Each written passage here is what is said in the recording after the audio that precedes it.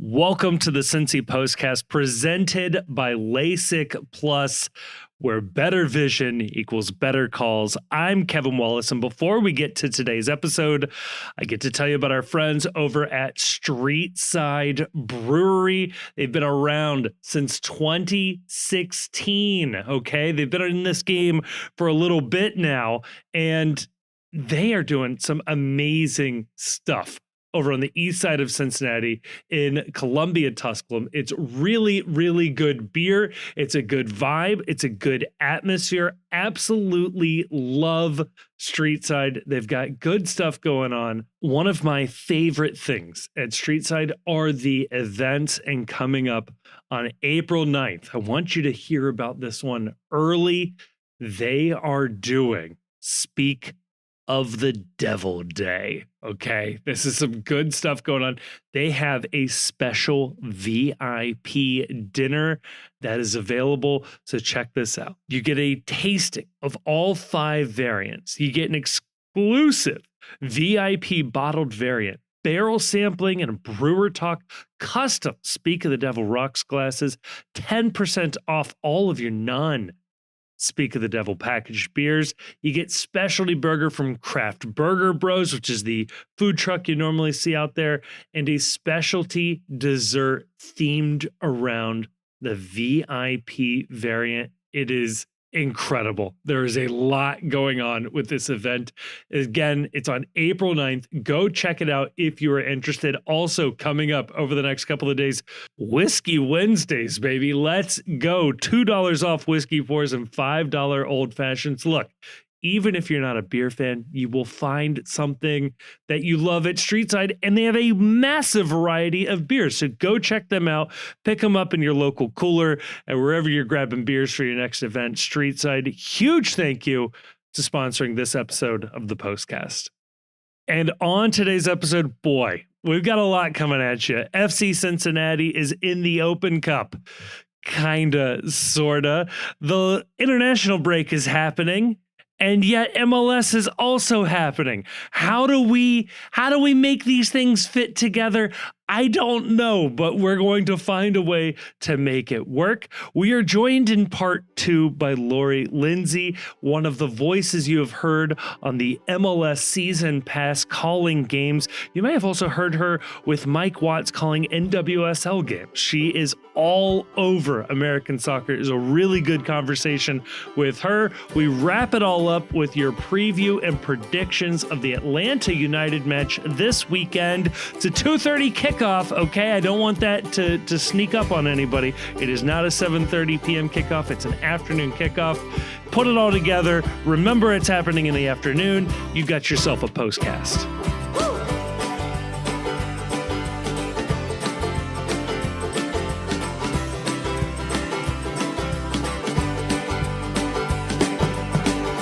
Joining me to talk about all of that and more, I'm joined by the Chief. For now, we may be joined by as many as 2 more people by the end of this episode. Chief, how you doing tonight? Oh, I am doing great. I want to thank you. I would thank Grayson if he was here, but he's probably salty about this. Thank you for pushing the day back. It was a incredible evening taking over UD Arena with all of the Xavier faithful.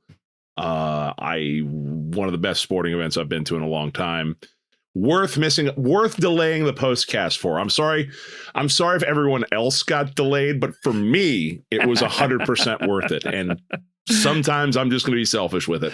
Hey, you know what? I felt bad about it at first. I was like, oh man, we gotta keep our schedule. You know, the bosses demand, Chief, that we keep our schedule here.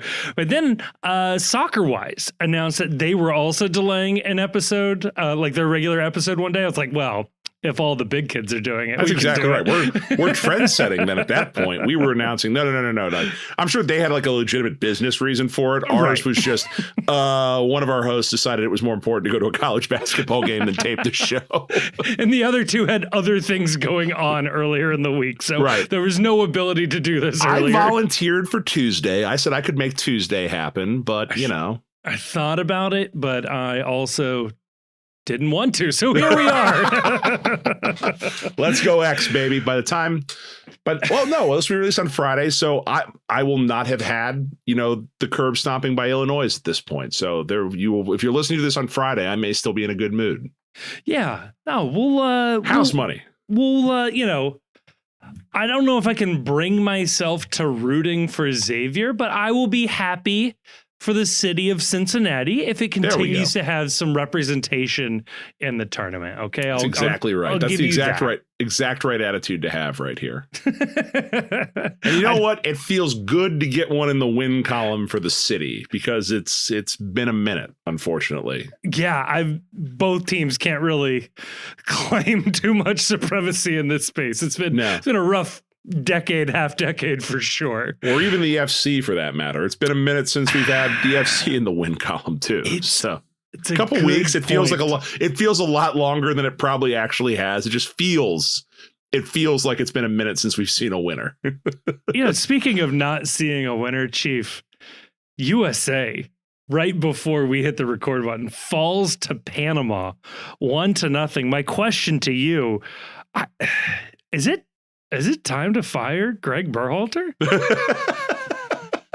I mean, that would be a great press release. We're firing Greg Berhalter again.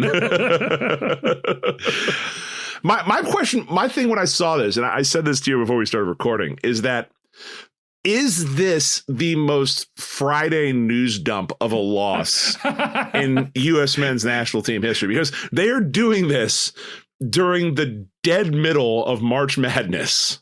On the opening weekend of the tournament. Yes. So all your casual sports fans are busy trying to figure out what channel True TV is on, like a true sicko. The U.S. Open Cup is playing tonight. So all your soccer hardos are watching that. Yes.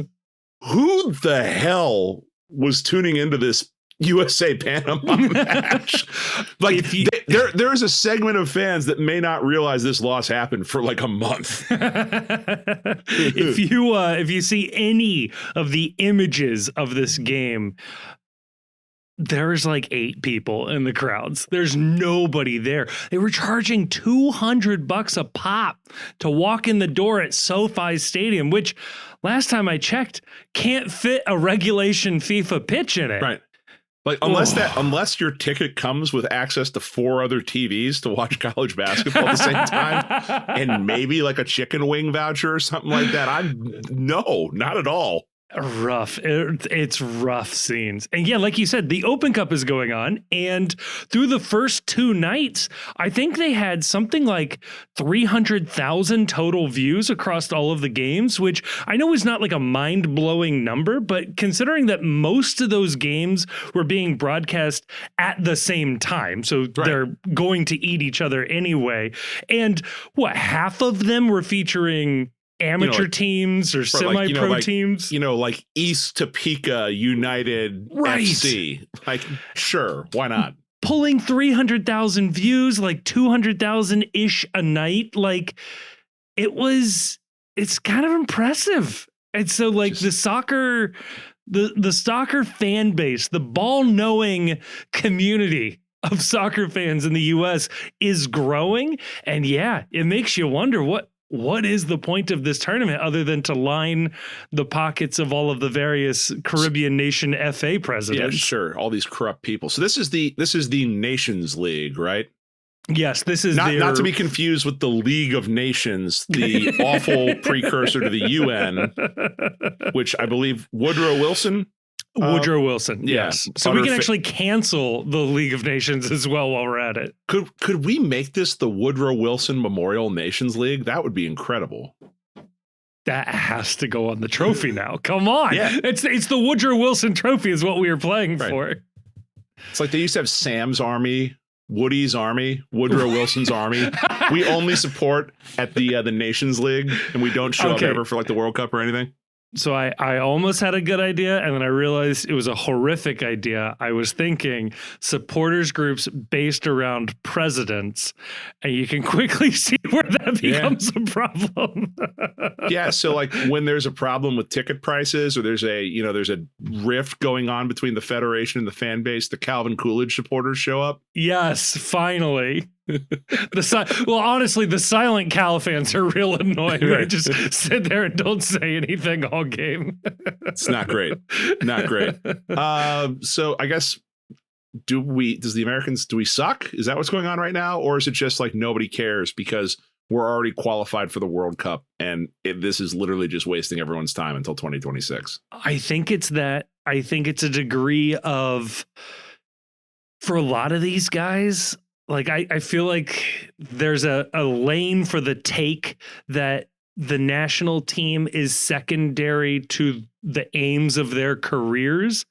And so when you start viewing the national team that way, it just becomes an opportunity to get hurt and derail your club career that is earning you millions of dollars versus, you know, in the early 2000s, where making the national team was the pinnacle of these guys' careers and might propel them to a career in Europe. Now it feels like it hampers some of these guys. I don't know. Maybe there's a lane for that take. Maybe MLS has helped beef up CONCACAF, has helped improve Panama to where it has found more equal footing at a national team level, maybe not at a club level, definitely not at a club level, but at least for the 18 best players out of Panama, you know, there's a chock full of MLS talent and a random smattering of hardworking MLS players give you some trouble on any given night. So yeah, I think that, I don't know. I think my only take is I'm really glad there was no FC Cincinnati players that were involved in this to blame. Yeah. Like it's one thing losing Miles Robinson for a call up like this. It's another thing losing Miles Robinson and the U.S. losing while he's on the team. It's like now I can say, man, if only you'd called Miles up, this might not have happened. Right. They were Miles like Robinson completely ignoring away. the fact that we didn't score a single goal against Panama. And I don't know that maybe Miles doesn't help that as much. Can we still say this team was lacking a Brandon Vasquez up top? I feel like the ship has sailed on being able to flout that take. Man, disappointing. If you're the QSMNT, if you were capable of self-reflection, this would be a tough moment for you after all the shit you gave Greg Berhalter to where he is now calling up, Pochettino is now calling up guys like Patrick Augiman and Jack McGlynn. Do you think Pochettino knows it done? Do you think Poch knows that he lost this game? Or is he just like totally on autopilot? Yeah, I mean, there's a degree of like, how much does he care? It feels so much like this is just a paycheck gig. Like you can get that sense every so often when a retired coach or, you know, an old college coach or an old NFL coach comes back and they're like, hell yeah, Joe Gibbs is back coaching the Redskins. It's like, his heart ain't in this anymore, man. A sadly timely example of that. It felt really cool to have Tommy Tuberville come to Cincinnati once upon a time. Yeah, well, turns out exciting. Homeboy just wanted a paycheck and an easy retirement. That's exactly what he got. Or springboard into his political career. Maybe many people noting that the Bearcats propelled the state senator, Mr. Tuberville. You can say what you will about the Musketeers. We don't have that on our resume. right up until Wes Miller launches his campaign for governor. Oh, my God. You know, people forget Jim Tressel is the lieutenant governor of Ohio currently. Like, not enough people are talking about the fact that Jim Tressel is the lieutenant governor of this damn state. So it's actually very impressive for a college coach to go on to do that. But given that his nickname in college football was the Senator, has he really aimed too low? Is this a disappointment for Jim Tressel to only be lieutenant governor? I mean, governors become presidents, man. He's on the fast track right now to something. Oh, God. No, it's Jim Tressel. He's going to punt this opportunity. Don't worry about it. Hey. So this is an FC Cincinnati podcast. Allegedly, this isn't the MLS podcast we do on the side. Kevin, what is going on with the FC? What is going on with the FC? Well, a lot of our best players are gone. Are not on the team, at least not this weekend. No. They're out on international duty. If you were looking for a full list of that, those names would be, well, okay, it's only two. Kevin Denke and Stefan Sharilla. However, we can kind of sort of also count teenage Hadebe here. What is the official line here, and what are we allowed to say? So he was maybe called up, maybe wasn't called up. Maybe called up, maybe wasn't called up. I don't know that if he wasn't called up, it was probably because he wasn't available anyway, because he is off getting the paperwork done to get his green card, his permanent resident status here in the United States. But then also comes out, maybe picked up a knock and wouldn't have been available for anything anyway. So suspicious timing on that one. There are a number of reasons that suggest that no matter what version of the multiverse you're living in, no matter what the TVA has pruned from the holy and sacred timeline, there is no timeline where teenage Hadebe was available tonight to play this weekend to play soccer for the FC. Yes. So that is disappointing to lose Denke. Kind of exciting to lose Sharilla, called up to the Romanian U18 team, which is fun. You're under 18, you're not doing any time. The offspring. Love it. There you go. So get out there and experience Romania, buddy. Get out and come out and play. I did like Kevin Denke's social media post regarding this. This felt like one of the rare times where, like we've said before, I just want to believe the lie that you care as much as you as the athlete, the millionaire, care as much as I do, the broke boy fan. Yes. I did get the sense from, I don't know if you have it in front of you. I did get the sense from Denke's, he posted one on Facebook and one on X, the everything app. It's all happening on X, saying that he has to leave, but he'll be back. And I thought it was rather heartfelt personally. I was quickly trying to pull it up, but yeah, he said, I will be back, Cincy, but now I have to go wear the Togolese colors or something to that effect. And I was like, oh man, that's great. Like he loves us. He loves his national team. Like these are all good things. Please. I pulled it up. I'll read it right here. I have so much to give you, Cincinnati, but now it's time to represent Togo and miss a game with you. Let me come back after the international break stronger for the following matches. I'm like, hell yeah. That's right. Like that. You do have so much to give us.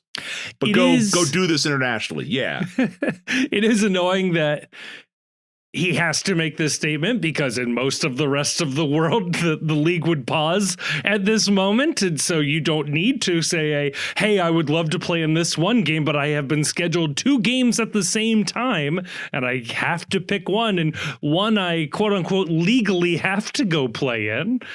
This feels like the most no-brainer of weekends for MLS to take off. Like, even if they flip to a different schedule, it's like, okay, you got the Open Cup going on this weekend. It's an international window. And oh, by the way, this is the opening weekend of the NCAA basketball tournament. Just go dark for a weekend. Just we don't need the MLS this weekend. Don't get me wrong. I will be at the match on Saturday afternoon. Same. Respect. Leave the rest of the evening open for me to watch basketball. But I didn't need the FC this weekend. There is so much sports going on. I could have probably done without an FC match this weekend. Yeah, I was thinking this is the only soccer podcast you're going to listen to that's openly advocating for let's not have a game soccer this weekend. If we get like a nice afternoon time slot this weekend too, it's like, had enough of this crap. Yeah, no, not doing that. I was thinking though, if there was a time for MLS to break its newfound rigid schedule, this week would have been perfect to put a game on Tuesday. And none of the MLS teams proper were playing in the Open Cup. Would have been before anybody left for national team duty, or maybe not Tuesday, but Tuesday or Wednesday, somewhere in there. You could have flexed some things around earlier in the weekend. I feel like you could have made this happen and then taken this time off. Nobody would have missed a beat. I don't know. Oh, well, we're stuck. It's the league that dares to be stupid. It truly does. Now, Chief, I am also trying to waste time here because as of the moment of me recording these words, FC Cincinnati 2 is currently locked in a 0-0 battle in the U.S. Open Cup themselves against I'm just going to call them the New York Freedoms, and I'm just going to pretend like the middle word doesn't exist because I'm going to screw it up. Oh, it's Pan-Cyprian. Okay, I got it. I got Pan-Cyprian, okay? I panicked. There was a C and a Y next to each other, then followed by a P. My poor little brain got a little spooked. New York Pan-Cyprian Freedoms. This team, Chief, did you know? I didn't. No matter what you're about to say, I did not know. I think you're going to be blown away. This team has won the U.S. Open Cup 3 times. So this is like some Boston Bean Eaters nonsense. Where it's like, after 1980. Really? Whoa. That's more an indictment on the U.S. Open Cup tournament than anything else. Like, that's not a flex. Is a reminder that the NASL never participated in the Open Cup. Yeah. Pele wasn't participating in this tournament, you hardos. Not so much. At recording, it is still 0-0. Grayson has joined us. Grayson, I'm going to put you immediately on the spot. I struggled with this all day, and I even felt bad. Like, I didn't want to post it on the socials. Like, how much am I supposed to care about the 2 team in the Open Cup?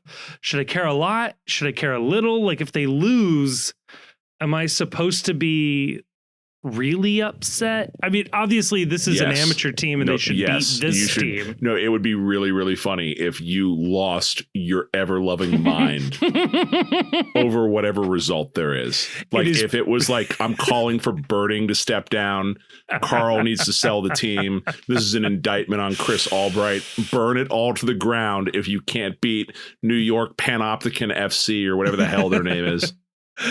People, New York. Oh wait, somebody on the bench got a yellow card just now. Good. Oh, it was the New York Pan-Cyprian Freedoms got a yellow card. I gotta say, like, and I'll answer your question in a second, Kevin. That's fine. With stuff where it's like, we're like the Pan-Cyprian He-Men or whatever. Like, in this day and age, I do get a little concerned about like latching, like on the one hand, you're like, oh, I want to support these like small teams, but on the other hand, you hear like, the Marcus Aurelius Spartans of Charlottesville, Virginia, and you're like, well, maybe, I don't know. I gotta get on Google here and figure out what's going on with these folks, but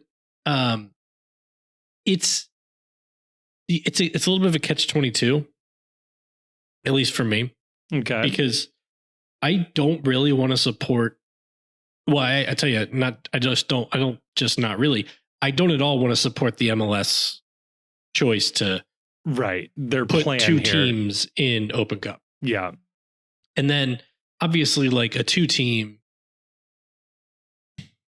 Like, not going to win the tournament. Shouldn't win. So, oh my God. Like, I kind of would just like to see all the 2 teams drummed out. Right. But on the other hand, like, it is FC Cincinnati. Like, I don't have any ill will toward the individual players. And, they play under the umbrella of our team. And so I do wish them the best. And some of these guys, play with the first team sometimes. Yeah, Paul Walters, Adnan, Mangione, they've all been Dem. Yeah. Yeah. And Boma Dem. Yeah. Like, these are guys who we see with the first team. And so I wish them all the success in the world. So I do think that, like, kind of like gracefully bowing out of it. Right. Is probably the way to go. That said, like, I have the game on, YouTube here. Yeah. But as far as like who should be out, I mean, I think people are going to raise questions about whether the on paper and on website first team employee who somehow was the winner or nominated for like MLS Next Pro Executive of the Year Yeah. last year. Despite by all public appearances not actually being an employee of the MLS Next Pro team. I'm talking about Jeff Lorenowitz. Yes.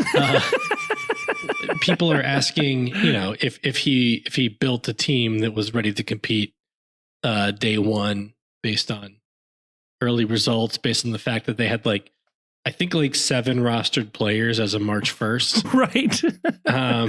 Let all of their good players just walk.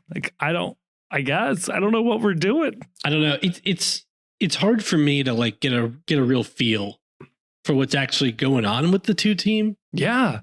I don't know. Remember when MLS Next Pro had been announced and it was pretty close to the start of the season and FC Cincinnati hadn't even announced if they were having a team or not? Yes. It was up for debate 2 weeks before the season started if they would have a team. I don't know. Feels important to figure out. I would like a public sort of, here are our objectives with the two team, so y'all can grade accordingly. If it is we have acquired the best talent and we want to see who can push their way onto the first team and we want the bench on the first team to feel it, great. We'll judge them on that. If it is we found a bunch of youngsters, it's going to take them 2 years to figure out how to play, but we feel like the raw talent we have here is worth it. Survive these early, rough goings and we'll have something. That's fine too. If they just want to treat it as practice, then just tell us and we can treat it accordingly. That's fine. It's a good time to go there. It really feels like a teacher staffed to work the lunchroom or something. Right. It's they're making us do this thing. Just don't bother me about it, please. I'm not kidding. They created a dedicated FC Cincinnati Discord server for the EMLS team. And I'm wondering if they cared more about the EMLS team when it existed than they do the two team now. I still think we should bring back the great game we played one year. U.S. Open Cup participant or Outlaw Motorcycle Club for name. That's a good then one. You really get into some fun. Yeah. Fun questions. Grayson, right before you joined, I did drop this little nugget on of knowledge on Chief. The Pan-Cyprian Freedoms won the U.S. Open Cup in 1980, 1982, and 1983. I'll throw in there, they won the Amateur Open Cup in 2000, the National Amateur Open Cup in 2008, 2010, and 2011. This team weirdly has a lot of history to it. So I think overall, tell me, I'll be impressed when they reach the heights of the, what was it called? Queen's Catholic Young Men's Abstinence Society. Yes. All right. Yes. Outlaw Motorcycle Gang or U.S. Open Cup team? Okay. Red Devils. Motorcycle gang. Motorcycle Gang. Here we go. Hold on. Outlaw Motorcycle Club or U.S. Open Cup team? Are you sure these are outlaw motorcycle clubs? It's on the Wikipedia. Motorcycle clubs? It's on the Wikipedia page for Outlaw Motorcycle Clubs. Perfect. Red Wolves. Soccer team. I'm going to say both. No, it's just soccer team. Damn. Point to Grayson. Tormentada. Soccer team. No, Bike gang. Tormenta is a soccer team. Fuck. I'm sticking with soccer team. Kevin. Bike. Soccer team. King's Crew. Oh. I guess I'm gonna go with Bicycle Club just because I've said soccer team 3 times. Then I'll go soccer team. Biker Club. Damn. Menace. Oh, Des come Moines on. Menace. Come on, That's soccer the soccer team. Would also be a good name for a bike gang. Soda City. Oh. Bike gang. Soccer team. Soccer team. This is fun. This is fun because I feel like these both come from the 1950s. Yeah. So like the naming conventions are identical. Well, how about this one? Comanchero. Bike. Yeah, we'll go bike club. Bike club. All right. So I assume that was like a Native American Mexican bike club. There's a lot of them.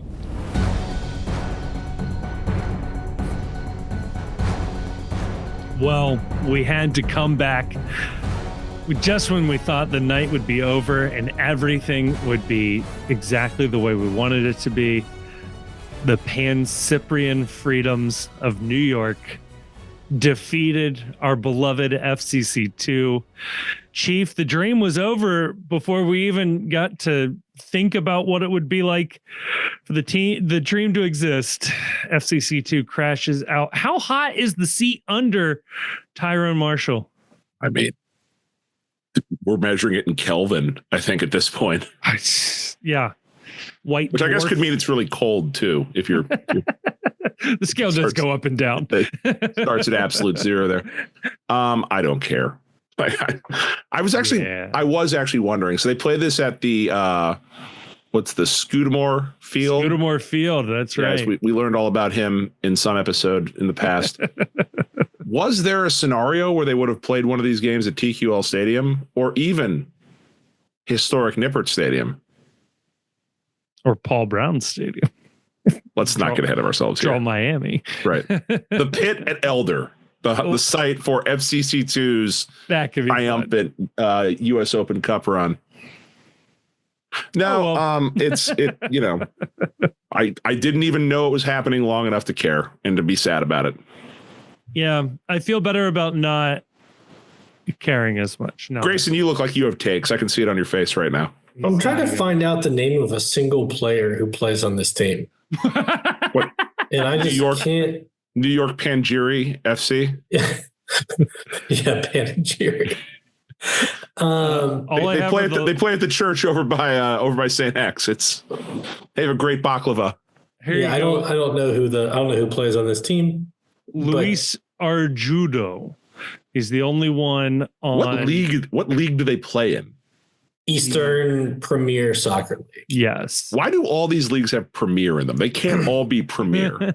So Luis Argudo is 29 years old, previously played for the Columbus Crew, Hartford Athletic, Inter Miami, and the Pittsburgh Riverhounds. I hear questions about the immigration status of all these people.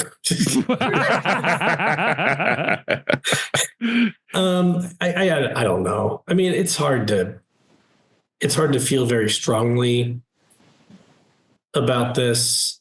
I guess they lost to a bunch of Greek guys or Cypriot guys. Wow, you almost just started another civil war. Actually, all the stories start off about how they're all from Greece. So right. I don't know. The coach is from Greece. Right. I think Cypriots.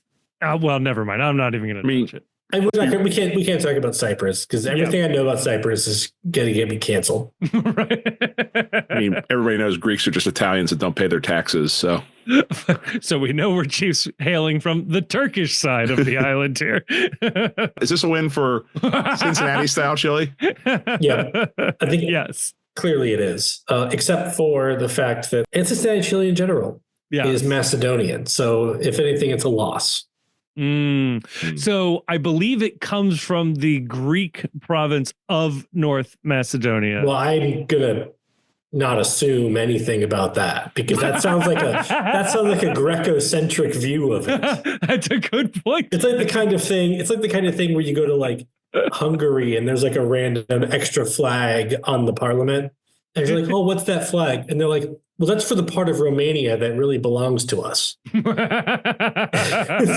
don't know. I'm not going to speak for the government of North Macedonia when I decide like what part of it's really Greece. Although I'm sure we'll find out under the current administration. That's a good point. There is the country of Macedonia, which was kind of sort of forced to change its name to North Macedonia because there is a Greek province or Providence or whatever Greece, I think it's because Providence Greece is in the Big East. Right. That's a good point. I think it's because Greece lays claim to the Macedonian Empire of Alexander the Great. I thought there was like and a they don't want state of Macedonia. They don't want there to be a country called Macedonia when their point of view is that the pansexual empire of Macedonia was theirs. Yes, of course. I was thinking it was like a... If you've ever seen the movie The Birdcage and you remember the plates, the scene where they're all looking at the plates, this is the kind of thing we're talking about. Yeah. I was thinking it was like the Dakotas were not North and South, but one was an independent country and one was just called Dakota as a state. And I thought that's where that differentiation was probably more like Michigan City, Indiana. Okay. I like it. Well, Cincinnati, Iowa. Yeah. Well, I think I never really thought about this until just now. If Cincinnati style chili is a Greek dish or a Macedonian. We're going to say Macedonian. But in honor of FCC2. Did Macedonians do the Greek gods thing too? Or do they have Macedonian gods? I think they'd belong to the Hellenistic pantheon. I bet they spelled them slightly different. Right. They mispronounced them on purpose. Right. And then like they would know you're not from there if they see the spelling the wrong way. Yeah. Right. So is there an official Greek god that of Cincinnati style? Is there like a demigod of Cincinnati style chili? Or there has to be. Or would it just be like generally like we're praying to like Demeter or something like that? Yeah. Demeter. I almost dropped the Roman name, which feels very wrong. First off, how dare you? I don't know if there's a god of spice specifically, but yeah, I think we can just sort of like praise. See, this is the shit that they never included in the Percy Jackson books, so I'm kind of out. I feel like it's got to be Artemis. Because we're hunting the meat that you make the chili with. Because it's the wild. It's kind of like a wild spice mix. But the noodles are made from grain, which would definitely be the province of Demeter. Right. Well, maybe it's them all working together to create like the heavenly meal. They never worked together. They did sometimes. They worked together on different sides. Yeah, so they have like every like 5 movies they team up for one big movie. Yeah. And then, they start putting too many TV shows together. It's just not as much fun. Anyway, sorry to FC Cincinnati too. Do better, I guess. Yeah, well, shame, but also, hey, thanks for preserving the legitimacy of the Open Cup by bowing out early. And it'll make for a fun story. And to Pat Noonan, one more trophy down, brother. We're putting this loss directly at the feet of Pat Noonan. Hey, you want to be ambitious and win trophies? That comes with some expectations, babe. Look, until the team gives us like more clear direction on who is responsible for a particular failing, we're going to continue to apportion it as we see fit. Yeah. And here, it seems like failure starts at the top. Also, if someone knows where to get a New York Pan-Cyprian Freedoms jersey, I absolutely want one, and I want to wear one around places. They're all just wearing Inter Miami kits that they bought at Soccer City. Probably right about that. What is Pan-Cyprian freedom? Is this like some type of is this some Greek nationalist project? I'm still confused about whether this is something I should be concerned about. Is there like some region called like Pan-Cypria? It means, according to Google, it's Pan-Cyprian is inclusive of all Cypriots. Yeah. Yeah. See, this feels like a weird ethno-nationalist program. I'm not down for it. I back it 100%, and I support any and all of their aims. Yeah, even that one. Yeah. You gonna get the tattoo too? I really think it's just like the Germania Society, but for Cypriots. I really think it's a little. I got questions about that too. Okay, Yeah, it's fair problematic. enough. Put enough of these people in a room together, and I start to get, Oh, well, there we go. That's gonna do it for our break-in. my big fat Greek L. No. Title of the episode right there. Oh my God. That's the title of the episode. All right. Well, back to your regularly scheduled podcast. All right. No, Grayson, we have not previewed the game because we are going to do that after our interview with Lori Lindsey here. She is one of the voices you have heard on the Apple TV broadcasts. You may have heard her on the NWSL broadcast. You might have seen her play for the U.S. women's national team 30-something times. Really excited to have her on here. I want to know more about what it's like being a broadcaster in the United States in this day and age. So we're going to ask her all of the weird, annoying questions that we have. Afterwards, we'll dive into the Atlanta United match and we'll get you out of here. So let's go talk to Lori. Before we get on over to the next part of the episode, I get to tell you about our friends over at Cincy Shirts. That's right. Cincinnati institution, Cincinnati legends. That is what you will find at Cincy Shirts because they are Cincinnati legends and a Cincinnati institution in and of themselves. Look, I've said it before on this podcast. I'll say it again. There probably isn't an FC Cincinnati in Major League Soccer without Cincy Shirts, okay? You cannot tell the story of FC Cincinnati without Cincy Shirts. And what better time to tell that story than right now, because Cincy Shirts has been authorized to release vintage throwback gear. That's right. If you have not heard about this, let this be the first time you have heard about it. The retro crest, the retro logo, the original look of FC Cincinnati is available at Cincy Shirts. Go check it out. Also, while you're there, guess what?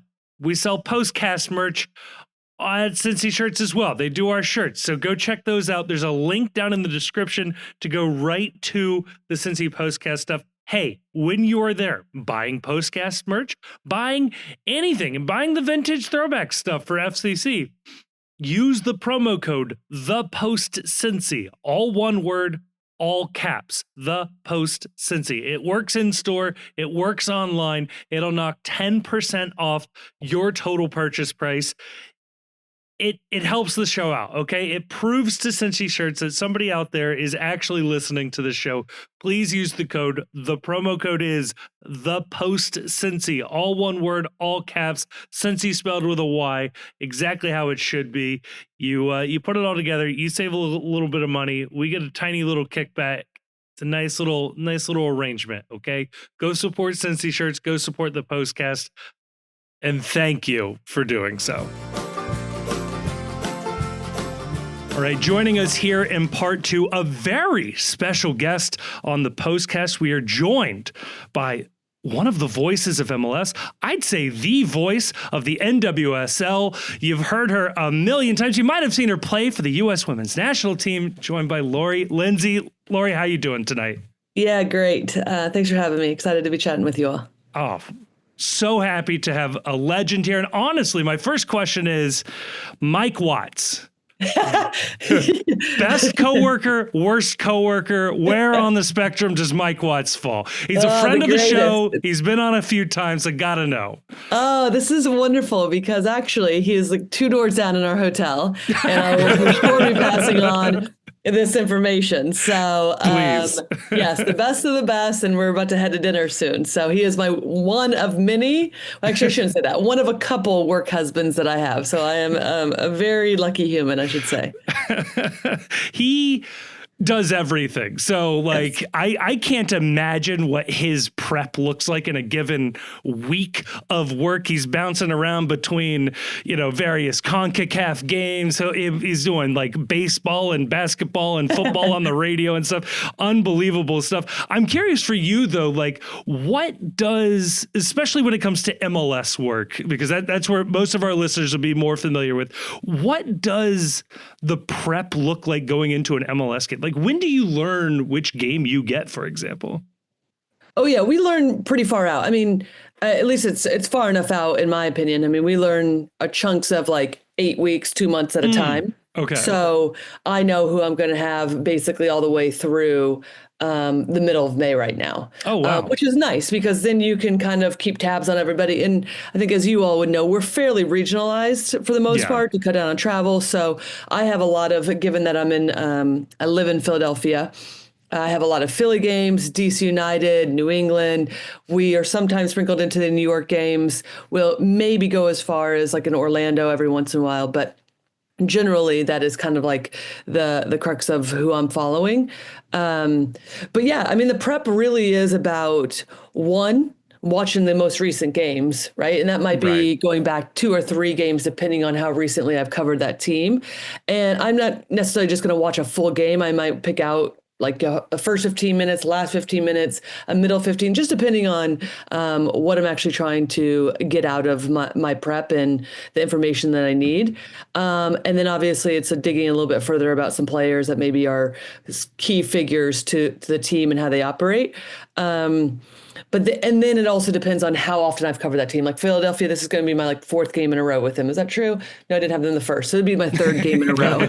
Like, great. I don't even know the week it is, and we're really early on. Great sign. Yeah, exactly. Report back in like September. We'll see where I am. You just don't call Bradley Jim, and everything will be all right. Yeah, exactly. Hey, Mr. Curtin. He's like, yeah, no, I don't want to see you again. Not at all. But yes, it really just, like, I've had Philadelphia the last 3 games, so it's very easy for me to draw on like the previous games that I've had, talk about that. Obviously for them this weekend, there's going to be a lot of rotation because a lot of their players are gone for international, the international window. So yes, it really just kind of looks depending on where we are in the season and how many times that I've covered that team. Yeah, that's interesting. And do you get like a moment? Is there like a media interview moment with head coaches and staff and things like that? I've seen that in sort of behind the scenes with the NFL. They seem very forthcoming with like how that prep works. What does that look like on your side? Yeah, we're really fortunate. I feel like in the States, we're really fortunate because given that I've worked with some British commentators that are close friends of mine now, the access is not at all the same in terms of, and you see that in terms of being able to speak to coaches, them giving us ideas of maybe what the starting lineup is going to be like. And you even see that with the coaches coming from overseas to coach in the various leagues here, is that some are way more open and some are that's like that. It feels like a very foreign concept, right? Like, what do you want me to give you? And what kind of coaches are you asking me? But it's all, in my opinion, wonderful because it just gives us a different insight to bring to the viewer, to tell the story, to tell whether it's about an individual player or the team and the club itself. But yes, one thing about MLS that I really, really value is that it's very systematic in that. Like Thursday, if the game is Saturday, typically, barring any kind of midweek game, like if FC Cincinnati's coupling it with CONCACAF Champions Cup, then they might push their call to Friday. But typically it's on Thursdays. The time might slightly vary, but those are coming. You can prepare for that. And it's lovely. And again, I mean, the coaches are human, so it varies in terms of personality across the board, but some are very forthcoming. Okay, yep, here's our lineup. This is, you're going to see it. Like, this isn't a secret, right, at this point in time. Some don't want to give the lineup. Some are very, again, forthcoming with information about what's happening with the team, what their tactics are.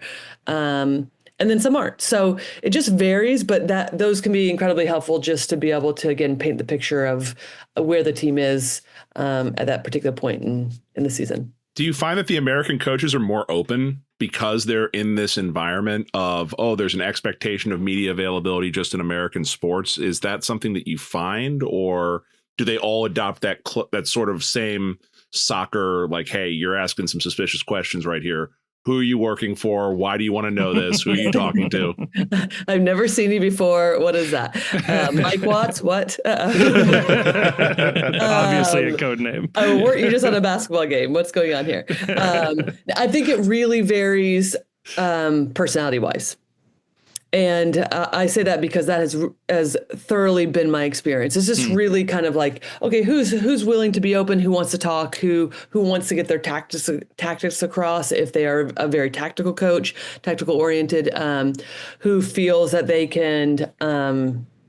It's not a secret. Some are just more superstitious, right? And I understand that from like as players and all of that. So it really just varies. I don't think you can pinpoint it to anything else besides like personality and how they kind of approach the information they give in their team and what they feel comfortable delivering to people. Yeah. The more that we know them, the more they seem to be comfortable. And in person really helps. I have that a lot with NWSL, being face to face. Is like feels much more comfortable to coaches than I think on like a Zoom, right? When there's quite a few different faces that maybe you've never met. So I think there's a couple different factors that lead to that. But for the most part, it really, I think, just comes down to personality and what the individual coach is comfortable giving. Very brief follow-up. Have you ever seen Pat Noonan smile? You know what? I don't think I have, but I always try because he had like the very first week leading up to a couple days before the home opener. In the first game of the season, he had like a pretty big beard, and I was like, I like that facial hair, and I felt like I was going to get him to crack, right? And he was just like, it'll be off tomorrow. And I was like, that's fair. I think I laughed more than he did. So you got too chummy with him and it spooked him. Exactly. I have one final question for you here because you've been very generous with your time and you're traveling all over the country to cover as much soccer as possible here. Here in Cincinnati, we have seen a lot of money spent on an offense that has not quite performed. You've watched thousands of teams probably at this point. At what point is a team gelled, and what helps gel a team quickly? I will take these notes and hand them back to Pat Noonan. I am curious. Yeah, fair. Well, typically, I mean, kind of in general themes, yes, the attack is the last piece that really starts to click, especially when you have a number of different attackers like FC Cincinnati does. Evander, Dinke, right? Like new pieces to this that you're expecting. You spend a lot of money and you're basically hoping that they hit the ground running. But clearly that's not always the case. And sometimes I think there is a little bit of a luck of a draw of like getting pieces and that they just fit together. And you're like, oh yeah, we could have never written this up. This is amazing. And then other times I think it just takes some time. So obviously FC Cincinnati in particular are battling or have battled multiple more games than, is that like just like a redundant sentence I just said? Multiple more games. They have had it makes sense. It's more than one more. Okay, more than great. one. Yeah. It's more multiples for sure. Thanks. I appreciate this group here. Just telling me, no, keep going. Yeah, so they've had a lot more games, right? So it sometimes you would think that was going to help a team gel. Other times you need more time on the training ground. I actually think that's sometimes where you can get some of your things clicking. On the training ground. You get specific time, you start to build those partnerships. I think that's probably been the bigger issue for FC Cincinnati. Not much time in the preseason, right? There was like a lot of conversation off the field about all of these moving parts, and then they hit the ground running. So yeah, it does take time. Sometimes you get the luck of the draw, and hopefully for FC Cincinnati fans, hang on a bit longer and you'll start to see the ball in the back of the net. One final question before we let you go. Yeah. We had no, this is important. We had Kenny Arena, FC Cincinnati assistant coach that was on the podcast at one point. Like you, a fellow Cavalier attending the University of Virginia back in the 90s. My question to you is, what is your favorite Dave Matthews Band song? Oh, great question. Well, listen, you have a huge UVA contingency. I'm really glad you brought this up. You have Hunter Freeman in the front office, Chris Albright, all these guys that I see there. And I'm like, yo, we were just so young and hilarious. Like, what were we doing? Should we all actually be seeing each other at this age right now? Or do we have too many things that should not be talking about? Let's see.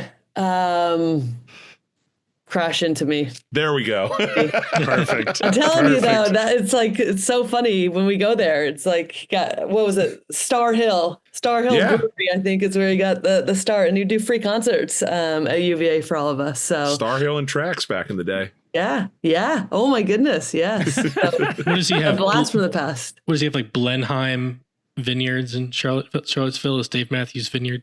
I think he owns the entire city at this point. So. Exactly. Well, Lori, thank you so much for talking with us. If you see Mike Watts tonight, let him know Opie says hi. He will know what that means, and you'll be off to a great evening. I'm about to see him in a second, so yes, that will be the first thing that comes out. Tell him Opie says hello. Yes. No, thank you so much, and good luck with the game in Portland there. So Thank you so much. Great chatting.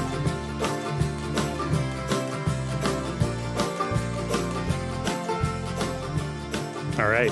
And we are back. And again, a huge thank you to Lori for joining the postcast. Kind of fun to get to talk to, I don't know, somebody's voice that you've heard a million times, right? Like you finally get to talk to that person. It's just like, oh, I've heard this voice before. And it just keeps coming at me. This is so weird. Yeah, one of us probably should have texted Mike Watts to get some dirt before we did the interview. That would have been good show prep that we just didn't engage in. So sorry about that. He was busy. Survive. He was calling the Big East tournament last week. He doesn't want to hear from us. Well, he was calling the Des Moines Menace game yesterday. So exciting stuff for Mike Watts. But we've got a match of our own to dive into. FC Cincinnati hosting Atlanta United. Now, we mentioned this earlier, Grayson. FC Cincinnati will be without Kevin Denke, Stefan Sharilla for international duty, also kind of sort of Teenage Hadebe for international responsibilities, let's say. Atlanta United missing 8 players, including Miguel Almiron, including Stian Gregerson, Noah Cobb, some U22 players in there. U20, Luis Abram, defender for Peru. Are you getting that corn creamed? No, Cobb. I eat it lengthwise. It's a shame it's not De Cobb since he's playing in Atlanta. They do seem to be missing some key pieces. Not all of the key pieces, but it's certainly enough to where I don't think if this goes wrong for FC Cincinnati, we can say, we had a bunch of guys missing. We can say is, well, they still had good players.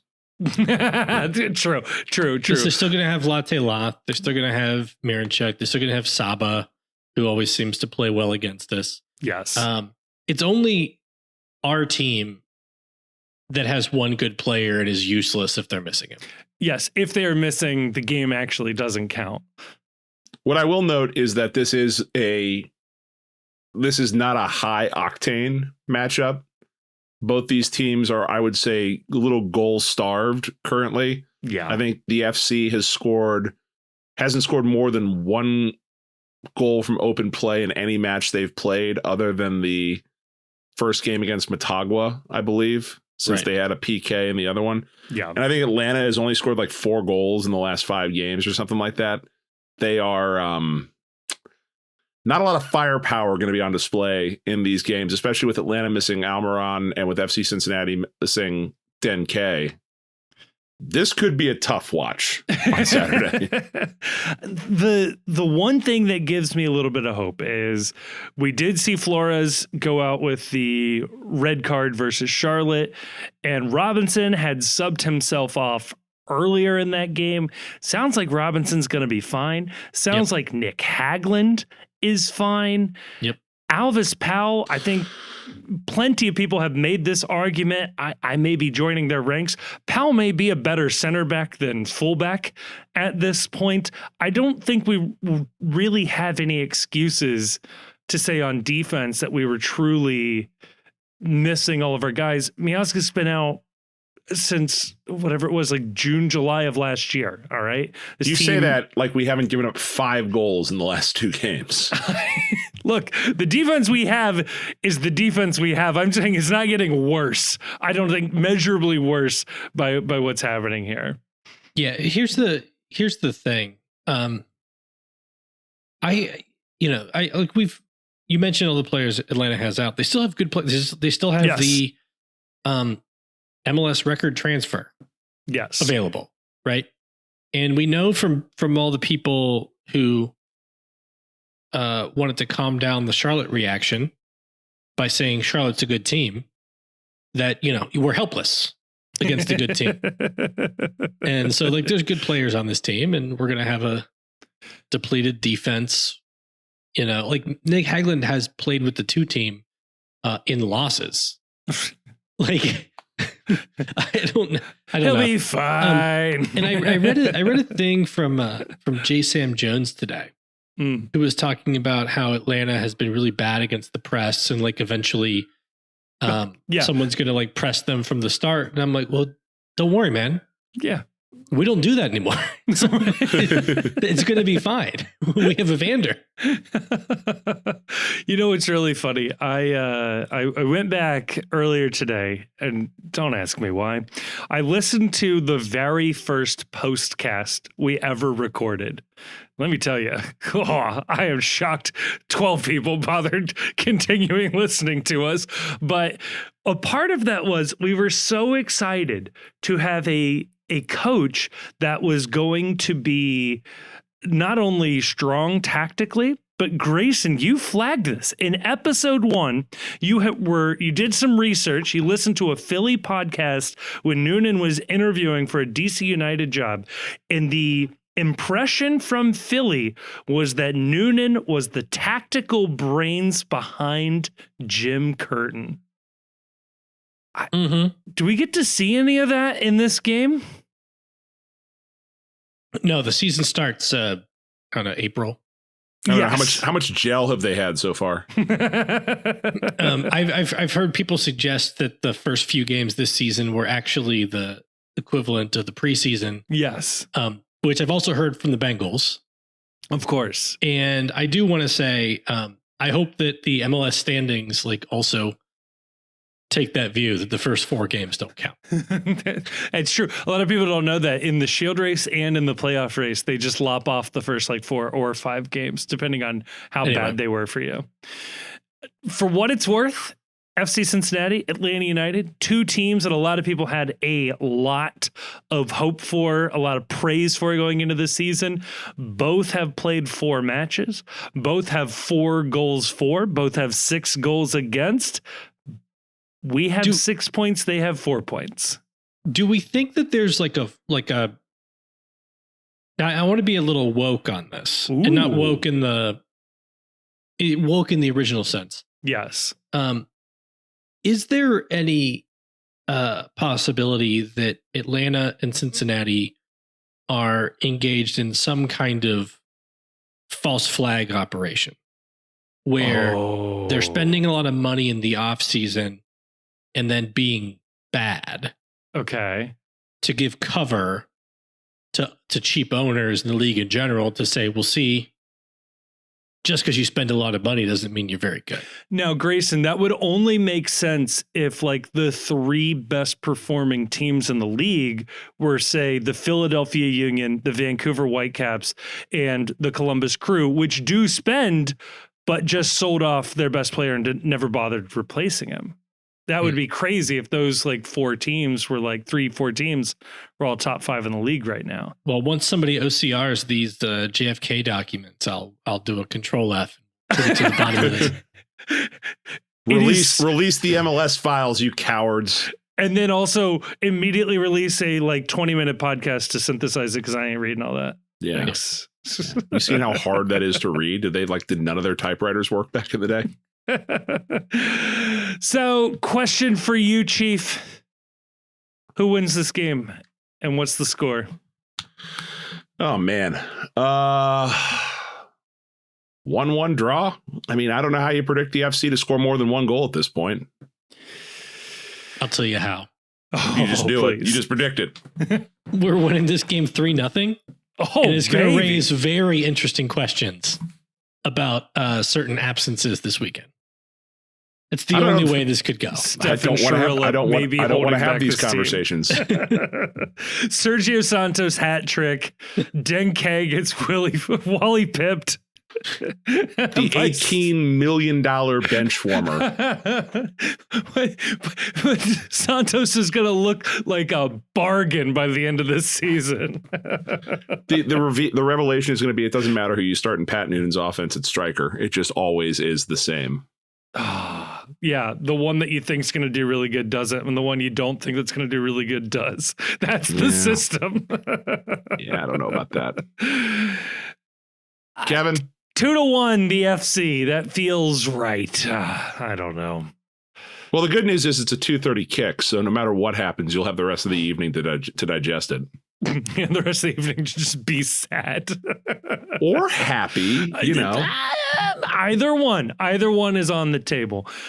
You know, you should believe, because if you don't believe, let me leave you with this story. Please. And that's that sometimes it seems dark. It seems bleak. You're trailing by 8 at the half. You just can't seem to get ahead. Every time you score, they score. Every time you take a step forward, they take a step forward. But you know what you got to do? You got to be like John Hughley IV, the big medication. You've got to launch that 3 ball completely unaware of whether or not that's a good idea or a bad idea. And you got to hit your shot, and you got to believe the comeback is real. So I know that it seems dark. It seems like things aren't working for the FC right now. We've got some absences. We've got some injuries. We've got some card suspensions. We have some questionable timelines on getting your citizenship paperwork together. But you know what? Remember, we're all in this together, and fuck Columbus.